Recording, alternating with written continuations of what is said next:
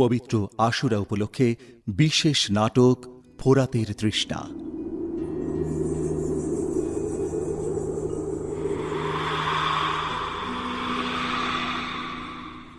রচনা Abdul high দুরবার, প্রযোজনা Mir Nasir Ahmed Newton.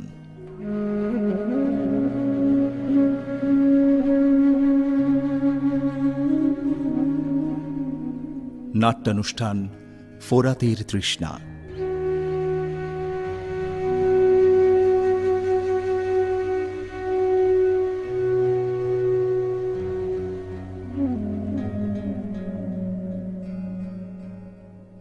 মহরমের 10 তারিখে কি ঘটাইল রাব্বানা,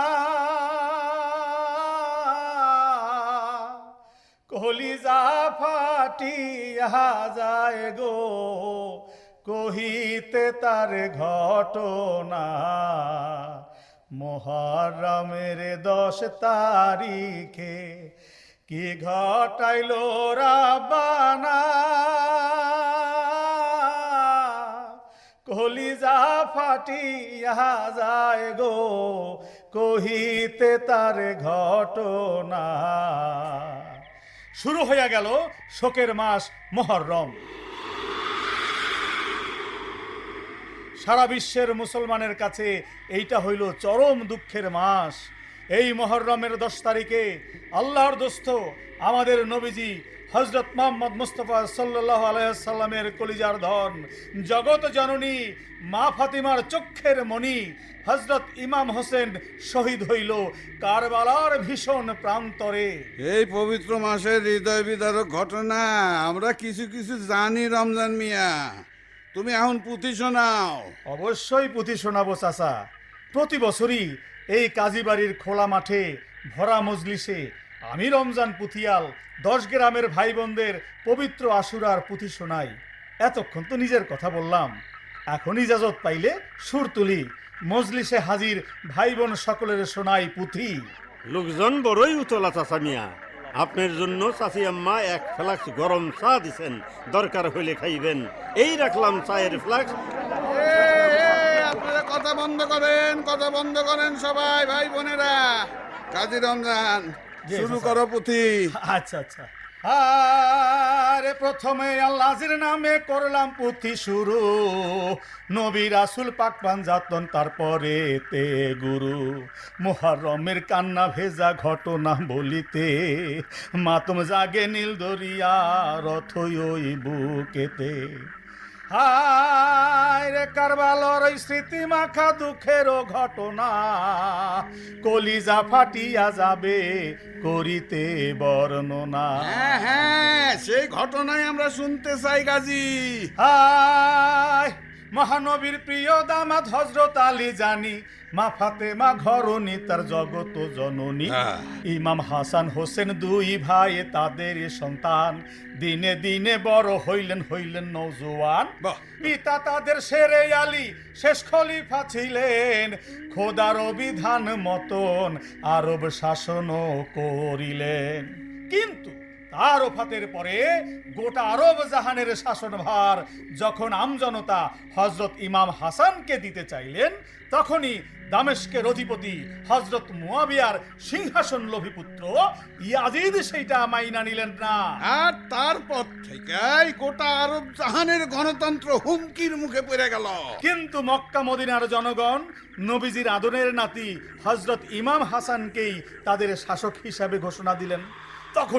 তখনই ইয়াজিদের প্রধানমন্ত্রী হামান আর সেনাপতি মারওয়ান চক্রান্ত শুরু করলেন ইসলামের বিরুদ্ধে। কিভাবে সেই চক্রান্ত হইল বলো পুথিয়া। নবীজির আদর্শের সৈনিক ছিলেন মুয়াবিয়া, সরাসরি বললেন কথা ছেলেকে ডাকিয়া। জানতে চাইলেন কেন ইয়াজিদ মদিনা বিরোধী, কেন দামেস্কেরও শাসক হয়ে নয় কেন সে সুখী।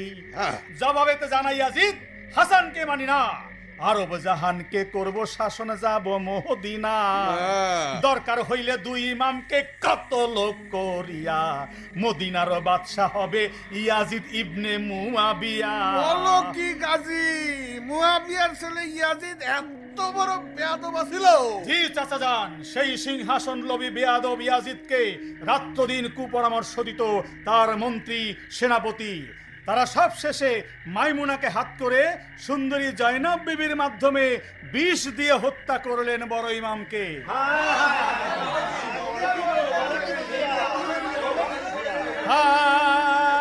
শোনেন শোনেন ভাই বোনেরা, শোনেন মন দিয়া, বড় ইমাম শহীদ হইলেন বিষ পান করিয়া। হায় রে, তারপরেতে মদিনাতে সভা ডাকা হইল,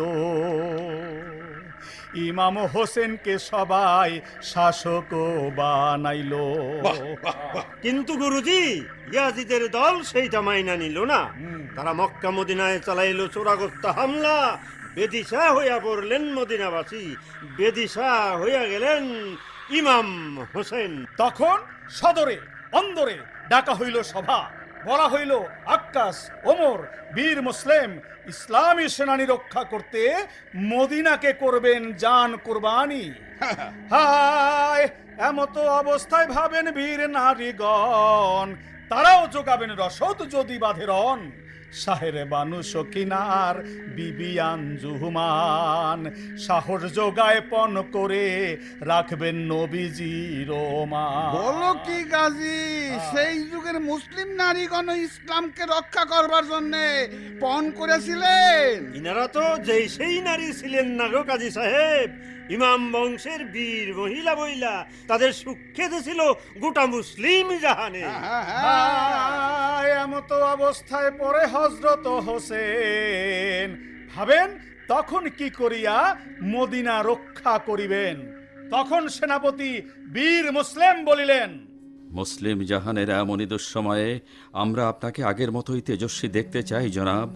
আপনি ঘোষণা করে দিন, বুজদিল বেঈমান ইয়াজিদ আর তার মন্ত্রী মারওয়ান ও সেনাপতি হামানকে আমরা রুখে দাঁড়াবই।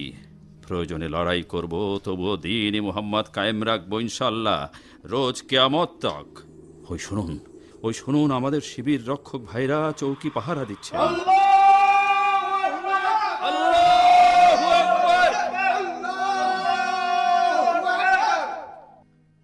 আপনি অন্দরমহলে যান জনাব, আপনি বিশ্রাম করুন। আসি, আসসালামু আলাইকুম। ওয়ালাইকুম আসসালাম।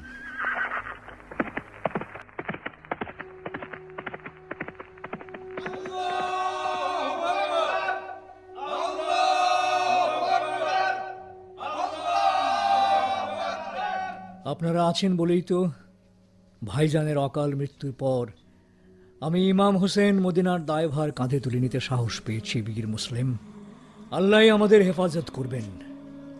শক্তি দাও মাবুদ, দুশ্মনকে মোকাবেলা করার সুবুদ্ধি দান করো, আমিন।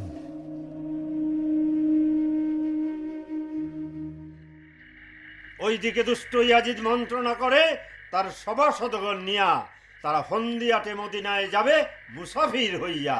চাতুরি করে মিথ্যা আশ্বাস দিবে ইমামকে, তারপর কুফায় আনিয়া আটক করিবে সেনাদল সবাইকে। তখন ইয়াজিদ বলে, জান মন্ত্রী, জান হামান মদিনার পথে, দরকার হইলে অলিদ যাবে এখন আপনার সাথে।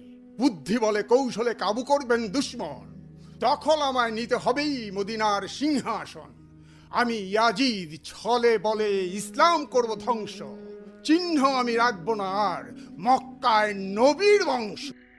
বলো কি পুথিয়াল, নবীজির এত বড় ভক্ত বীর মাবিয়ার পুত্র হইয়া ইয়াজিদ এমন কথা বলতে পারলো? চাচা যান, তখন তার মন্ত্রীকে ইয়াজিদ আরো বলল, জান মন্ত্রী মারওয়ান, হাসানের প্রিয় পাত্র আব্দুল জব্বারের স্ত্রী অপরূপা সুন্দরী বিবি জয়নাবকে পুরস্কৃত করুন। তাকে লোভ দেখিয়ে আমার হেরেমে নিয়ে আসুন। আব্বা হুজুর আর আম্মি জানের দোয়া নিয়ে আমি তাকে হেরেমে অধিষ্ঠিত করব। হায়, আদেশ পাইয়া ছুটে চলে মন্ত্রী মারওয়ান, পিছু ধাওয়া করে তার অলিদার হামান। তখন সলা করে অন্দরেতে বীর মুসলিম ভাই, আরে যেভাবেই হোক নবীর বংশ রক্ষা করা চায়। তখন অন্দর মহলে কথা কন বিবি জানেরা, বৌমা শাহরে বানু, জয়নব ইমাম বংশের ঘরণী হইল যখন, তখনই ভাবিয়াছিলাম না জানি কোন সর্বনাশ সে ঘটায় অন্দরে। আপনার ভাবনা 16 আনা সত্যি হলো চাচি আম্মা। তার কারণেই হজরত ইমাম হাসানকে আমরা হারিয়েছি। না জানি ভবিষ্যতে আর কত ক্ষতি করবে এই ইমাম মহলে বিবি জয়নাব। আমি বিবি আঞ্জুমান, প্রয়োজন হলে এই বৃদ্ধ বয়সে নাঙ্গা তরবারি হাতে নেব বৌমা, তবু ওই রাক্ষসী পাষাণী জয়নবকে কতল করে ইমাম হত্যার প্রতিশোধ নেব। তবু আর কোনো ক্ষতি তাকে করার সুযোগ দেব না। কিন্তু চাচি আম্মা, হজরত ইমাম হোসেন তাকে ক্ষমা করে দিয়েছেন শুনলাম। ক্ষমা তো মহৎজনেরাই করে থাকেন মা। তোমার স্বামী তো নবীজির আদরের ছোট নাতি, তার নানাজান মহানবীর আদর্শেই মানুষ সে। তাই তো জয়নবকে অতি সহজেই ক্ষমা করতে পেরেছেন মা। কিন্তু মা, আমার চোখে যদি আর কোনো বেয়াদবি ওই জয়নবের ধরা পড়ে, তাহলে আমি তাকে... জি না দাদি আম্মা, যা ঘটার তা মহান আল্লাহর নির্দেশে ঘটেছে।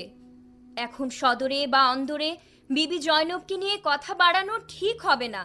আক্কাস চাচা আর সেনাপতি উমরের মুখে শুনতে পেলাম পাষাণ ইয়াজিদ সদল বলে মদিনা ও তার পাশের এলাকায় সৈন্য পাঠিয়ে লুটতরাজ শুরু করেছে। ইমাম, সেনাপতি মুখলেস সবাই প্রতিকারের জন্য মরিয়া। এমত অবস্থায় আমাদের সবাইকে ইয়াজিদ বাহিনীর বিরুদ্ধে যুদ্ধ করার প্রস্তুতি নিতে হবে দাদি আম্মা। বেটা আবুল কাসেম, আমি শিবিরে যাবার পথে হযরতের মুখে সব কথা শুনে এলাম। এখন মহানবীর প্রচারিত ইসলামের বড়ই দুর্দিন চলছে। বীর মুয়াবিয়ার পুত্র ইয়াজিদ মদিনা সহ গোটা আরব জাহান কবজা করতে চাইছেন। তাই আমাদের সবাইকে অন্দরের কলহে লিপ্ত না থেকে শত্রুর মোকাবেলার জন্য তৈরি হতে হবে। ঠিক আছে দাদু ভাই, তাই হবে। আসুক ফিরে তোমার চাচা আব্দুল ওহাব, তাকেও সব কথা খুলে বলবো আমি। এবার শুরু হবে মোহাম্মদী সেনাদলের সঙ্গে ইসলাম বিরোধী ইয়াজিদের সেনাদের সম্মুখ যুদ্ধ।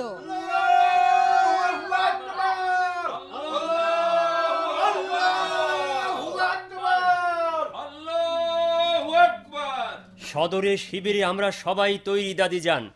হযরত ইমাম আদেশ দিলেই... না ওমর চাচা, এখনই লড়াই করা আমাদের জন্য সমীচীন হবে না। আসুন শিবিরে যাই, কি ঘটছে দেখে আসি। তাই চলুন জনাব।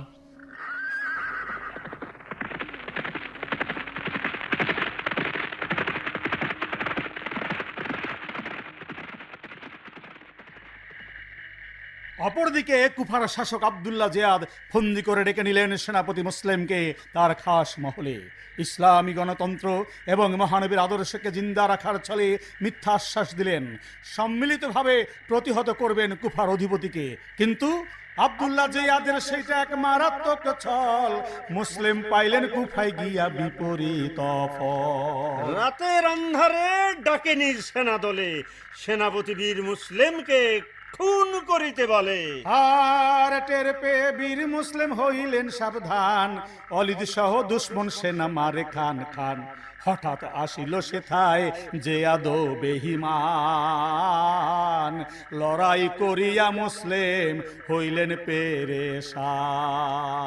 আব্দুল্লাহ জিয়াদের চাতুরি বুঝলেন বীর মুসলিম। তখন বেঈমান মারওয়ান পালাইতেছিল সদর দরজা দিয়া। মুসলিম তাকে ধাওয়া করলেন, পিছন থেকে কুচক্রী জিয়াদ তাকে আঘাত করলেন। আর তখন পরাশয়ী হইয়া বীর মুসলিম সেনাপতি আন্ধারও দেখেন তিনি হারাইলেন গতি।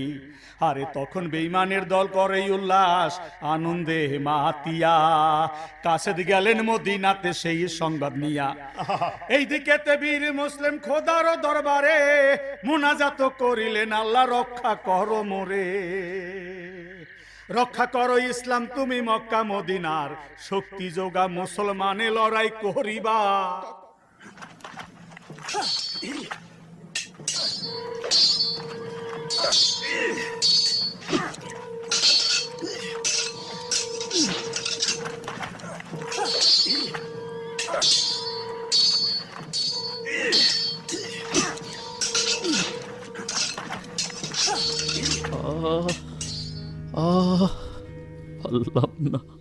পারলাম না ইমাম, আমি পারলাম না। আপনাকে দেয়া কথা আমি রক্ষা রক্ষা করতে পারলাম না। লা ইলাহা ইল্লাল্লাহু মুহাম্মাদুর রাসূলুল্লাহ।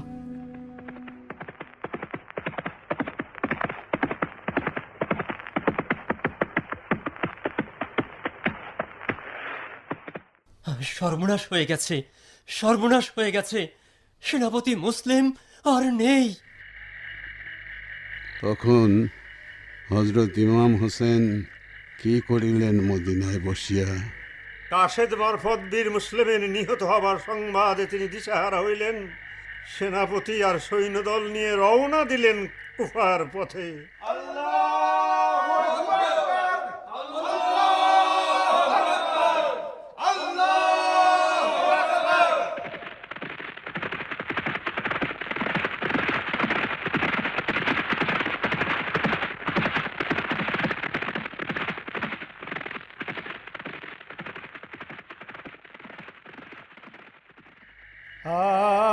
আরে বিধিলিপি আল্লাহর ইচ্ছা এক হইয়া গেল। আরে সাইয়াদেনা হযরত হোসেন কুফায় রওনা দিল। ইয়াজিদের মহামন্ত্রী বদকৌশলী কুট মারওয়ান ওলিদ নামের সেনাপতি আর জিয়াদকে পাঠান। মদিনাতে যায় তারা ধর্মের মুখোশ পরিয়া।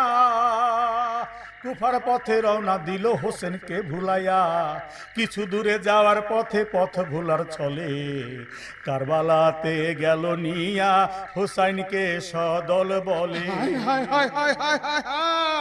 ওই কারবালাতে তো ইমাম হোসেন শহীদ হইয়াছিলেন। আগো চাচা, ফোরাতের নদীর কূলে সেই ভীষণ কারবালাতে ওরে ফান্দে পড়ে বন্দী হইলেন সবে নিজেদের অজ্ঞাতে। তাবু গাড়লেন শিশু নারী সৈন্যদেরকে নিয়া।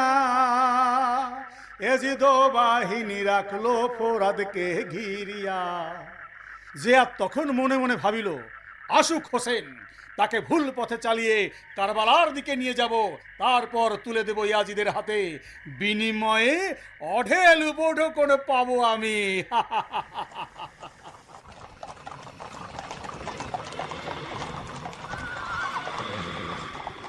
আমরা কোথায় যাচ্ছি ইমাম? সামনে ধুধু প্রান্তর, পথ শেষ হচ্ছে না কেন? কার পেছনে যাচ্ছ বেটা ইমাম হোসেন? এটা কি কুফায় যাওয়ার সঠিক পথ? হযরত আব্দুল্লাহ জিয়াদ কি সত্যিই আমাদের বন্ধু?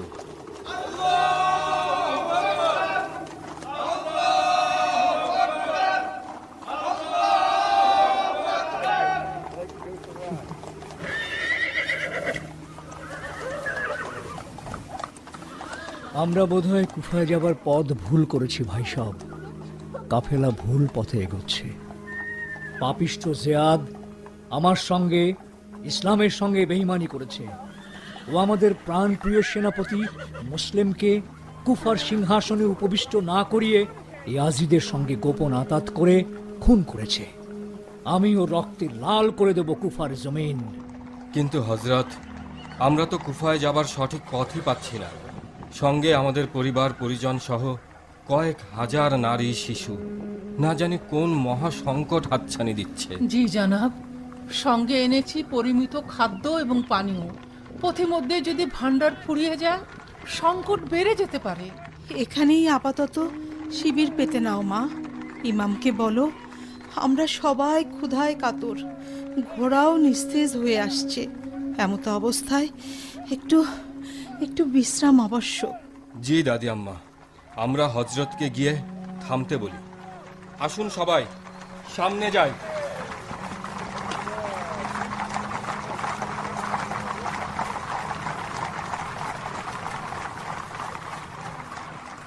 হযরত, আমরা কিছুটা সময় বিশ্রাম নিয়ে তারপর আবার যাত্রা করি।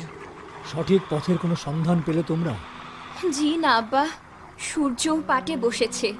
আজ রাতে এখানেই শিবির গড়ি। নারী মহলে একই অভিপ্রায়। তারা শিশুদের খাইয়ে ঘুম পাড়াতে চাইছেন হযরত। তবে তাই হোক, রাত এখানেই কাটিয়ে ভোরে পশ্চিম দিকে যাত্রা শুরু হবে।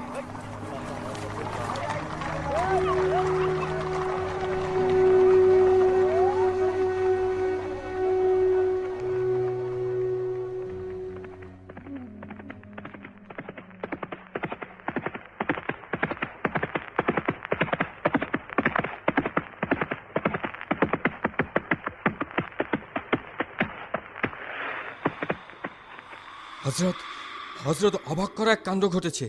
আমি কৌতূহল বসে কাশেদকে নিয়ে মরুদ্যানের কাছে চলে যেতেই তার ঘোড়ার পা মাটিতে ডেবে গিয়েছিল। বলো কি কাশিম, তারপর কি ঘটলো? হাতের তরবারি দিয়ে খুরমা গাছের একটি কাঁচা কাণ্ড কাটতেই রক্তধারা বইতে লাগলো। বলছো কি? তারপর কি হলো বেটা? কাশেদ রীতিমতো ভয় পেয়ে ছুটে এসেছে। আর কোনো কথা নয় বেটা কাশেম, আর বিলম্ব নয়, এক্ষুনি সবাইকে জানিয়ে দাও এখানেই আমরা শিবির করব।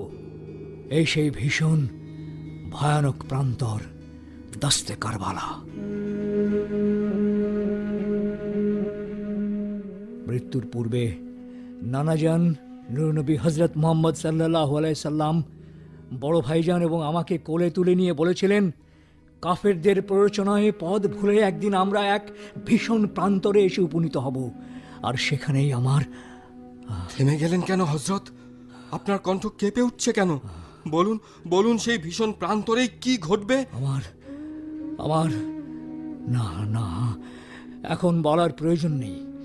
তবে শুনে রাখো ভাই সব, এই সেই দাস্তে কারবালা, পাশেই ফোরাত নদী বয়ে চলেছে। তাহলে তো পানির প্রয়োজন আমাদের মিটে যাবে।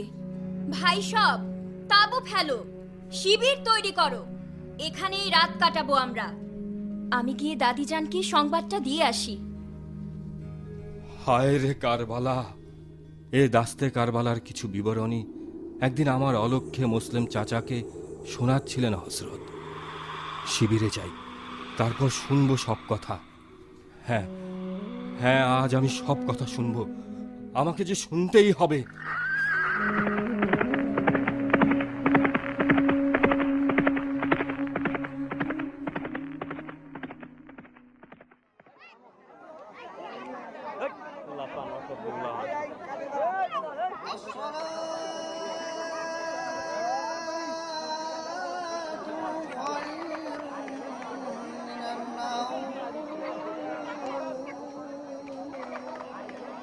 ওই যে ফজরের আজান হচ্ছে, নামাজ শেষে সবাইকে ডেকে শোনাবো নানাজির সেই অমোঘ বাণী।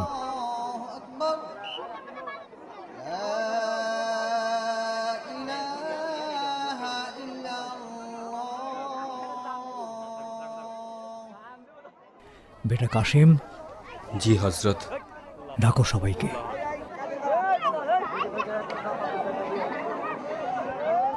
শোনো, ফোরাতের তীরে সেই ভীষণ কারবালা ইয়াজিদের বিরুদ্ধে ভীষণ যুদ্ধ হবে, আর সেই যুদ্ধেই ইমাম হোসেন শহীদ হবেন। এই দাস্তে কারবালার বিবরণী আপনার মুখে আজ প্রথমবারের মতো শুনলাম। জানাব, আপনি ভেঙে পড়বেন না, কাতর হবেন না। এই যদি সৃষ্টিকর্তার বিধান হয়ে থাকে, হৃষ্টচিত্তে মেনে নেব। তা তো নিশ্চয়ই। আল্লাহর বিধান খণ্ডাবার কোনো শক্তি কারো নেই। পথ ভুলে আমরা কারবালায় এসেছি। এ ভীষণ প্রান্তরে ইয়াজিদ বাহিনীর সঙ্গে শক্ত লড়াই হবে। আহত নিহত হবে উভয় পক্ষের লোকজন, রক্ত ঝরবে অফুরান। জানি না কত রক্ত এ কারবালা দেখতে চায়, কার রক্ত শুষে নিয়ে সে পিপাসা মেটাতে চায়। আপনি মহাবীর আলীর পুত্র, ইসলামের ধারক এবং প্রহরী। আপনার কণ্ঠ কেঁপে উঠলে শিবিরের সবার মনোবল ভেঙে যাবে জানাব। না না, এমনটি আর হবে না। কারবালার এ ভীষণ প্রান্তরে কি ঘটবে তার পূর্বাভাস জানিয়ে দেই। চলুন ওহাব চাচা, ফোরাতের চারপাশ ঘুরে দেখে আসি। আপনিও চলুন ওমর চাচা। চলুন জনাব।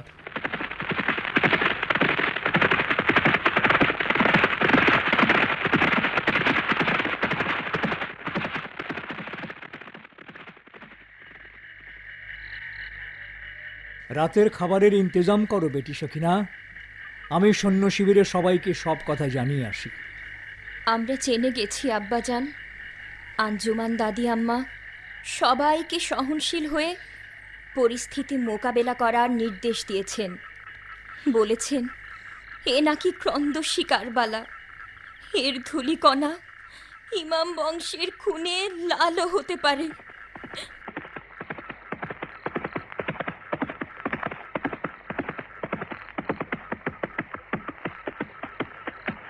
হজরত, হজরত আমরা পূর্ব পশ্চিমে ঘুরে দেখে এলাম ফোরাত নদী ইয়াজিদ বাহিনী ঘিরে রেখেছে। আমাদের পানির প্রয়োজন হলে যাব কোথায়? ইয়াজিদ কি ফোরাত নদী দখল করে ফেলেছে? আপনি কিছু ভাববেন না হজরত, আমি ওহাব চাচাকে কথা জানিয়ে বাহিনী নিয়ে ফোরাত কুলে যাচ্ছি। দুশ্মনদের পরাভূত করে পানি নিয়ে আসবই ইনশাল্লাহ। হ্যাঁ বেটা, যাও, ওহাবকে আমার নির্দেশ জানিয়ে বলো যে করেই হোক ফোরাত শত্রুমুক্ত করুক। শিবিরে পানির অভাব দেখা দেবে অচিরেই। ওহাবকে বলবে তার মায়ের নির্দেশ, সে যাবে ফোরাত কুলে। ইয়াজিদ এত পাষাণ, এত নীচ, ভাবতেও ঘৃণা হচ্ছে আমার হজরত। আমি কি যাব ফোরাত কুলে? শিবিরে পানির অভাবে শিশুরা কাঁদছে, সৈনিকরাও কাবু হয়ে পড়ছে পিপাসায়। এখন যদি... তুমি ভেবো না বেটা আবুল কাসেম, ওহাব যদি ফিরে আসে বিফল হয়ে, প্রয়োজনে আমি যাব। আমার তরবারি কাফিরদের শির দ্বিখণ্ডিত করবে, তবেই আমি পানি নিয়ে শিবিরে ফিরে আসব ইনশাআল্লাহ। জি না জনাব, আপনাকে যেতে হবে না। যে পরিমাণ খাদ্য আর পানীয় আছে তাতে আরও 2-1 দিন চলবে। ক্ষান্ত হন, একান্তে আপনার সঙ্গে আমার কথা সলা আছে। বিলম্ব করার কোনো সুযোগ নেই, যা বলার এক্ষুনি বলো। মৃত্যুর ক্ষণে বেটা কাসেমকে আমার হাতে সঁপে দিয়ে বলেছিলেন বেটা আবুল কাসেমের সঙ্গে যেন বিবি সখিনার শাদি মোবারকের ইন্তজাম করি। এ তুমি কি বলছো? এই বিপদের দিনে কারবালারে ভীষণ প্রান্তরে শিবির মধ্যে কাসেম সখিনার শাদি? না না না না, এ অসম্ভব। অসম্ভব কখনো কখনো সম্ভব হয়ে ওঠে জনাব। ওরা একজন অপরজনকে দরদি চোখে দেখে। ভীষণ এ কারবালায় কে মরে কে বাঁচে তা আল্লাহ ছাড়া আর কারো জানা নেই। তবে আমার আশঙ্কা হচ্ছে আমরা ঘোর বিপদে আছি, যদি আর সুসময় ফিরে না পাই। তাই আমি অনুরোধ করছি ওদের শাদির ইন্তজাম করুন। আমি সম্মত আছি, তবে বিষয়টির বিশদ আলোচনা প্রয়োজন। সবাইকে ডেকে পরামর্শ করে নেওয়া যায় না? অন্য সকলের মতামত তাই বেটা হোসেন। আমরা সখিনাকে প্রস্তুত করি, তুমি আবুল কাসেমকে তৈরি করে নিয়ে এসো। চলো বৌমা, আমরা শিবিরে যাই।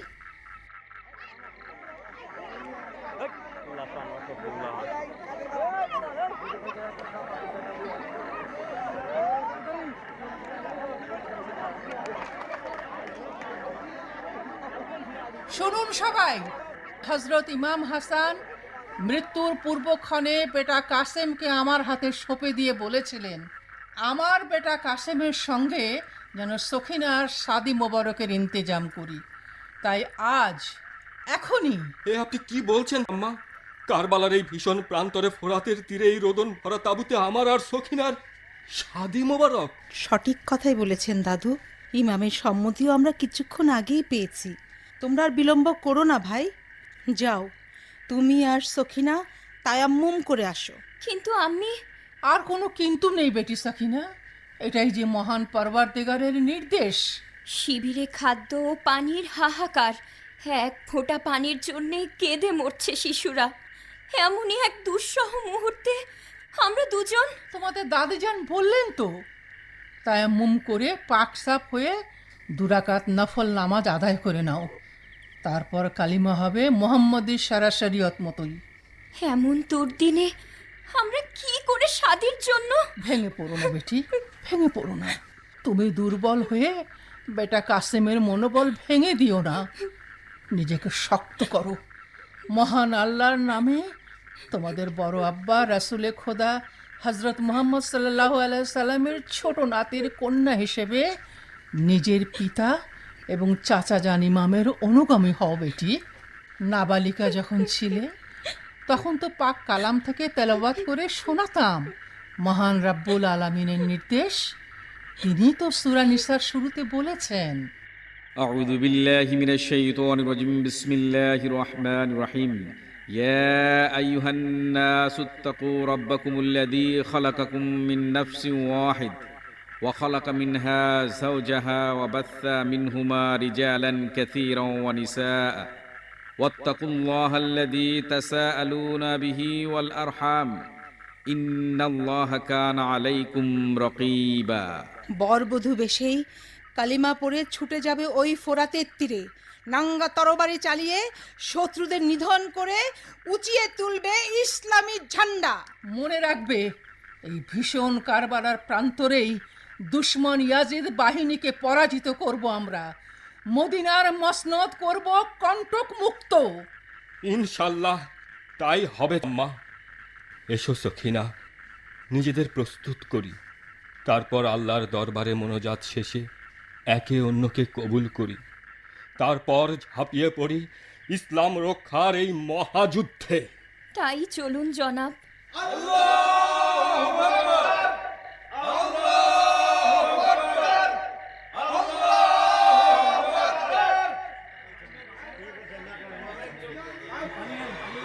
এখন কি করি? পানি কোথায় পাই? অনেক দুশ্মন সেনাদের হাতে শহীদ হলেন, কিন্তু ফোরাত ভুলে যেতে পারলেন না।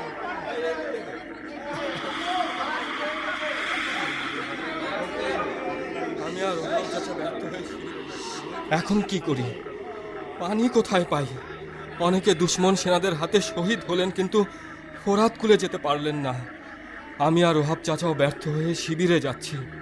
ইমামকে কি করে এ পরাজিত মুখ দেখাবো? হে প্রতিপালক রাব্বুল আলামিন, আমাদের সহায় হন, ইমাম বংশকে রক্ষা করুন। তোমারে করুণ কান্না বন্ধ করো কাসেম।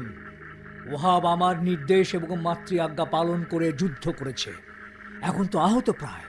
তুমি ওহাবকে নিয়ে শিবিরে যাও, আমি নিজে ফোরাত করে যাচ্ছি।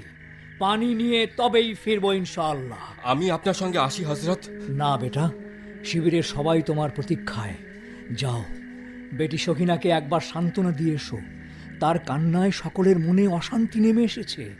হায় কারবালা, পাষাণ কারবালা, না জানি কত রক্ত তুমি চাও, না জানি কত নরনারীর করুণ কান্না তোমার মরুবুকে চাপা পড়ে গুমড়ে গুমড়ে মরবে।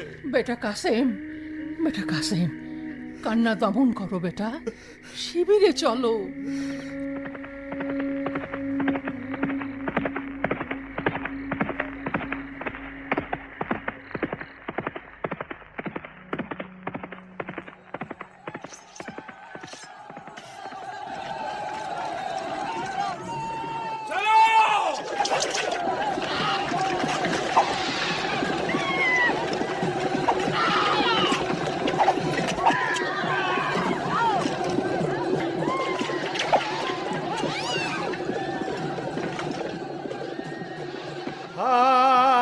হায় হায় রে, হায় রে, ভীষণ কারবালা হইল যুদ্ধের ময়দান।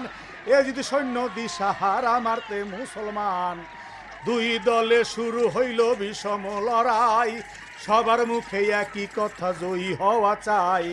হায় রে, শয়ে শয়ে সৈন্য মারে হাজারে হাজার, ওরে শয়ে শয়ে সৈন্য মারে হাজারে হাজার, সুমারো করিয়া দেখে সাধ্য আছে কার। সীমারও হইল সেনাপতি শয়তানি ইয়াজিদের, মোকাবেলা করবে সে যে বীর ইমাম হোসেনের। নবীর বংশ করবে ধ্বংস ইয়াজিদের পয়ন, আরে নবীর বংশ করবে ধ্বংস ইয়াজিদের পয়ন। আরে তাই তো এই কারবালাতে করে যাচ্ছে রণ। আরে যুদ্ধ হচ্ছে, প্রবল যুদ্ধ হচ্ছে।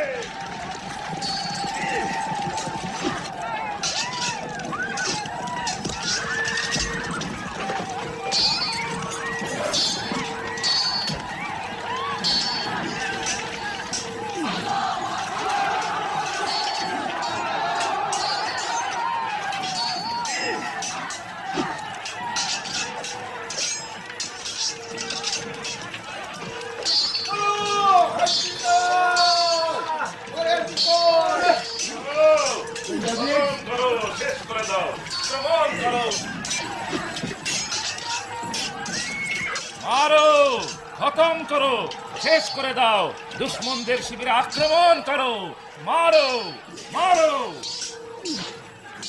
এসো, এ প্রাণ দিতে চাও, এগিয়ে এসো আমার সম্মুখে। খতম করে দেব সব কটাকে, তবুও ফোরাত দুশ্মনের কবল থেকে মুক্ত করে পানি আমি আনবো ইনশাল্লাহ।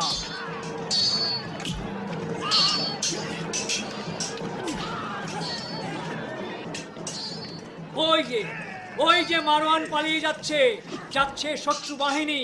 মারো, কতল করো, রক্তে রাঙিয়ে দাও এ মরু প্রান্তর, দুশ্মন যেন জিন্দা না থাকে। আর তখন দরবারে ডাকি ইয়াজিদ সীমারকে বলিলেন, হোসেন মরিয়া হয়ে লড়ে যাচ্ছে সীমা, তুমি যাও ভাই, যেমন করেই হোক হোসেনের শির আমি চাই, ওর রক্তে সিংহাসন রঞ্জিত করব আমি। আমি এক্ষুনি যাচ্ছি জনাব ইয়াজিদ, যে করেই হোক হোসেনকে আমি হত্যা করবই। ভুলে যেও না, হোসেনের খণ্ডিত শির আমার দরবারে নিয়ে এলে তোমায় আমি লক্ষাধিক স্বর্ণ মুদ্রা উপহার দেব। আপনি নিজের প্রতিজ্ঞায় অটল থাকবেন বাদশা নামদার। আমি সীমার চললাম যুদ্ধের ময়দানে। মারো মারো, খতম করো, শেষ করে দাও, দুশ্মনদের শিবিরে আক্রমণ করো, মারো মারো মারো, খতম করো, শেষ করে দাও, দুশ্মনদের শিবিরে আক্রমণ করো, মারো মারো। পারলাম না এ তৃষ্ণার্ত পরিশ্রান্ত দেহে আর বুঝি এক কাতরা পানি নিতে পারলাম না। ওই তো হোসেন আবার যাচ্ছে ফোরাত কুলে, তীর ছোড়ো, মারো, চারিদিক থেকে আক্রমণ করো, কিন্তু সাবধান, কেউ তার নাগালে যেও না, তাহলে জীবন নিয়ে পালাতে পারবে না। মারো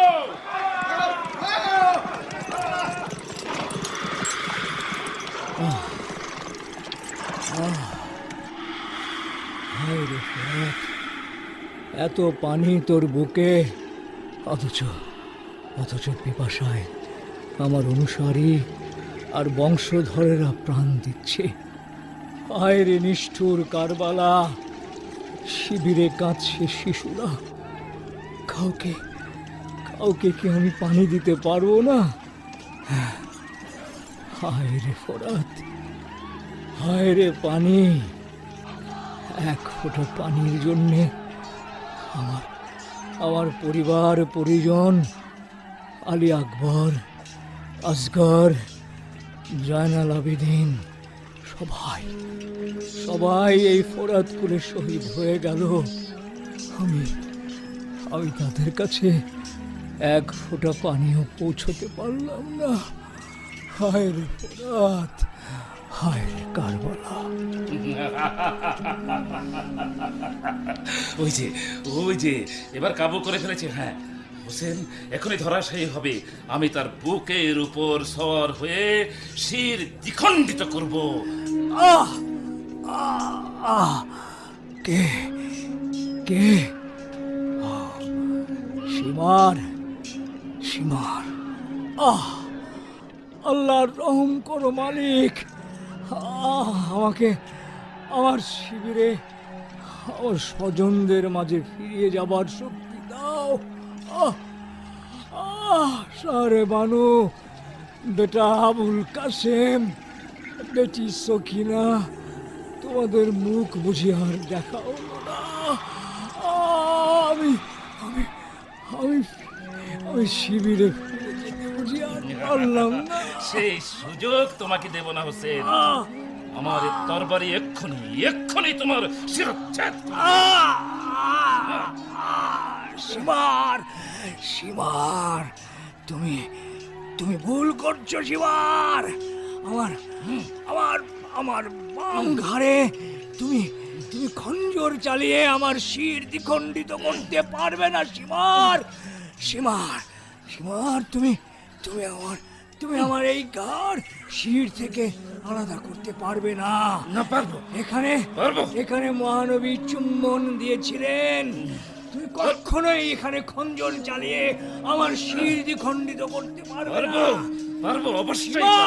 আমি এখানেই তোমাকে অনুরোধ করছি, তুমি আমার ডান কাঁধে তোমার খঞ্জর চালাও, তাহলেই তুমি পারবে আমার এই শির দ্বিখণ্ডিত করতে। আমি মানব না। চালাও সীমা। বাম দিকে আমি তোমাকে কথা দিচ্ছি, শেষ বিচারের দিনে মহান আল্লাহ তাআলা যদি আমাকে বেহেশত নসিব করেন, তাহলে আমি কথা দিচ্ছি তোমাকে না নিয়ে আমি বেহেশতে যাব না সীমার। তুমি আমাকে আর কষ্ট দিও না, তুমি আমার ডান পাশে তোমার খঞ্জর চালাও।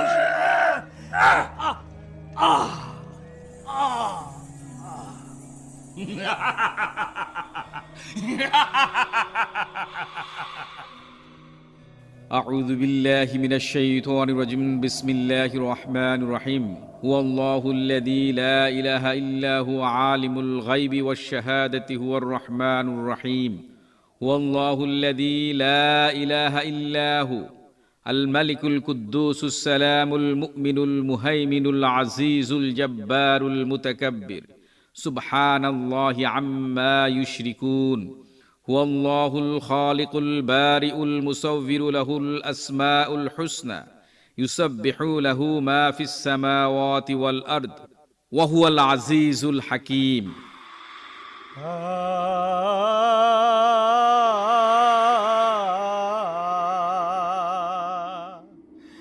এজিদ সেনা লক্ষ লক্ষ মরে কারবালাতে, অবশেষে হুসেন মরলেন সীমারের হাতে।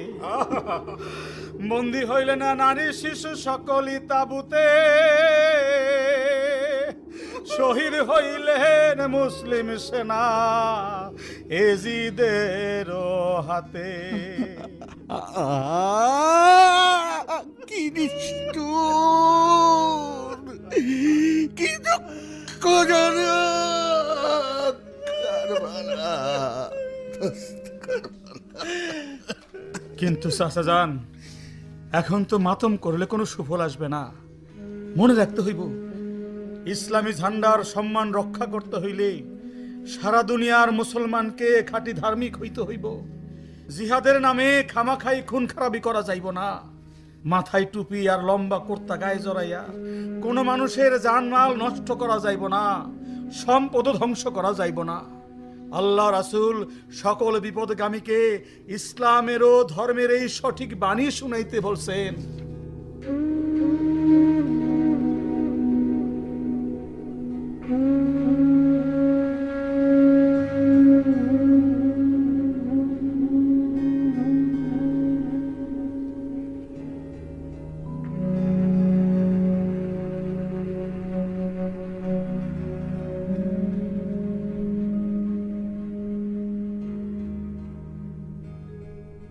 এতক্ষণ পবিত্র আশুরা উপলক্ষে বিশেষ নাটক ফোরাতের তৃষ্ণা এর অভিনয় শুনলেন।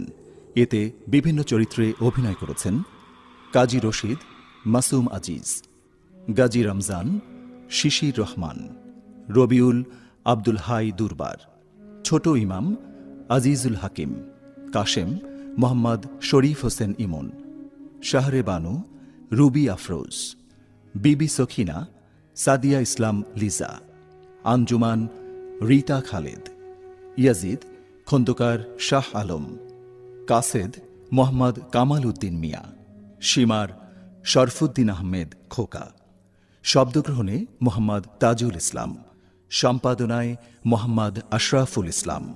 মুসলিম চরিত্রে অভিনয় এবং নাটকটি প্রযোজনা করলেন মীর নাসির আহমেদ নিউটন।